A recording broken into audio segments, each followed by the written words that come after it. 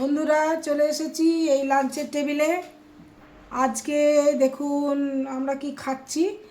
আর আগেই বলে দিই, আমার বৌমার প্রাপ্তি, ওর আজকে মঙ্গলবার, ওই জন্য দেখুন চিড়ে খেতে হয় বলে ওই দেখুন চিড়ে ভিজিয়েছে, দিয়ে একটু আমুল চিনি দিয়ে খাচ্ছে।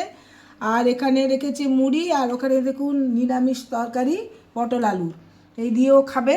আর আমার দেখুন রয়েছে ভাত, কলমি শাক ভাজা, রসুন ফোড়ন করে কলমি শাক ভাজা, ভেন্ডি আলু ভাজা, আর এই যে নিরামিষ যে তরকারিটা আলু পটলের সেটা আছে, আর আছে মাছের একটা রসা।